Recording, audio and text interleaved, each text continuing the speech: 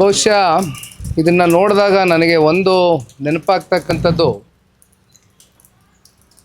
ಈಗಾಗಲೇ 50 ವರ್ಷದ ಹಿಂದೆ ಇಂದಿರಾ ಗಾಂಧಿಯವರು ಒಂದು ತುರ್ತು ಪರಿಸ್ಥಿತಿಯನ್ನು ಇಡೀ ದೇಶದ ಮೇಲೆ ಏರಿದರು. ಈಗ ಸರಿಸುಮಾರು ಒಂದು 50 ವರ್ಷ ಕಳೆದೋಗಿದೆ.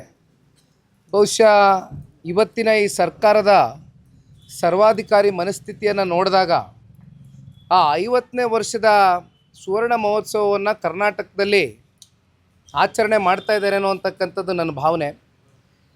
ವಿಧಾನಸೌಧ ಒಂದು ರೀತಿ ನಮಗೆ ಶಕ್ತಿ ಸೌಧ ಇದ್ದಂತೆ. ಇಂಥ ಒಂದು ಶಕ್ತಿ ಸೌಧದಲ್ಲಿ ಇವತ್ತು ಎಮರ್ಜೆನ್ಸಿ 2.0ನ ಡಿಕ್ಲೇರ್ ಮಾಡ್ತಕ್ಕಂಥದ್ದಕ್ಕೆ ಇವತ್ತು ಕಾಂಗ್ರೆಸ್ನವರು ಮುಂದಾಗಿದ್ದಾರೆ.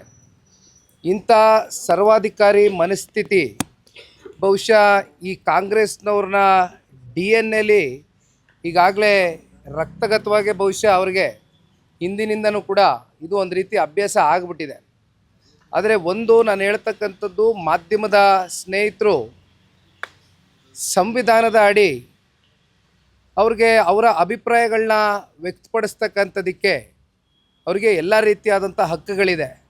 ಆದರೆ ಇವತ್ತು ಸರ್ಕಾರ ಕೊಡ್ತಾ ಇರ್ತಕ್ಕಂಥ ಕಾರಣಗಳೇನು, ಭದ್ರತೆನೋ ತಾಂತ್ರಿಕ ಸಮಸ್ಯೆ ಇರ್ತಕ್ಕಂಥ ಹಿನ್ನೆಲೆಯಲ್ಲಿ ನಾವು ಇವತ್ತು ಈ ಒಂದು ನಿರ್ಧಾರವನ್ನು ತಗೊಳ್ಬೇಕಾಗ್ತದೆ, ಮಾಧ್ಯಮದವ್ರ ಮೇಲೆ ನಿರ್ಬಂಧವನ್ನು ಏರಬೇಕಾಗ್ತದೆ ಅಂತಾರೆ. ಆದರೆ ಒಂದು ಇಲ್ಲಿ ಸ್ಪಷ್ಟವಾಗಿ ತಿಳಿತಕ್ಕಂಥದ್ದು, ಕಾಂಗ್ರೆಸ್ನಲ್ಲಿ ಇರ್ತಕ್ಕಂಥ ಸರ್ಕಾರದ ಜನಪ್ರತಿನಿಧಿಗಳು ವಿಧಾನಸೌಧದಲ್ಲಿ ನಡೆಸ್ತಾ ಇರ್ತಕ್ಕಂಥ ಅವ್ಯವಹಾರಗಳು, ಭ್ರಷ್ಟಾಚಾರಗಳು, ಅನೇಕ ಲೋಪದೋಷಗಳನ್ನ ಮುಚ್ಚುಮರೆ ಮಾಡ್ಕೊಳ್ಳೋದಕ್ಕೋಸ್ಕರ ಇವತ್ತು ಇಂಥ ಒಂದು ನಿರ್ಬಂಧಗಳನ್ನ ಮಾಧ್ಯಮದ ಸ್ನೇಹಿತರ ಮೇಲೆ ಏರ್ತಾ ಇರ್ತಕ್ಕಂಥದ್ದು ನಿಜಕ್ಕೂ ಕೂಡ ಅತ್ಯಂತ ಕರಾಳವಾದಂಥ ಒಂದು ದಿನ ಇವತ್ತು ಈ ಕಾಂಗ್ರೆಸ್ನ ಸರ್ಕಾರಕ್ಕೆ ಅಂತಕ್ಕಂಥದ್ದು ಈ ಸಂದರ್ಭದಲ್ಲಿ ತಿಳಿಸ್ಲಿಕ್ಕೆ ಬಯಸ್ತೇನೆ.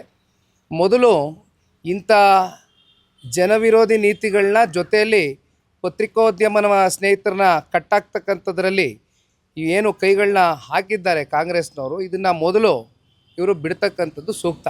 ಇಲ್ಲಾಂದರೆ ಜನತಾದಳ ಪಕ್ಷ, ನಾಡಿನ 7 ಕೋಟಿ ಕನ್ನಡಿಗರು ಇವತ್ತು ಪತ್ರಿಕೋದ್ಯಮ ಸ್ನೇಹಿತರ ಜೊತೆ ಇದ್ದಾರೆ. ಜನತಾದಳ ಪಕ್ಷವೂ ನಿಮ್ಮ ಜೊತೆ ಇದ್ದೇವೆ. ನಿನ್ನೆ ದಿನ ಹೋರಾಟ ಕೈಗೆ ನೆತ್ಕೊಂಡಿದ್ದೀರಿ.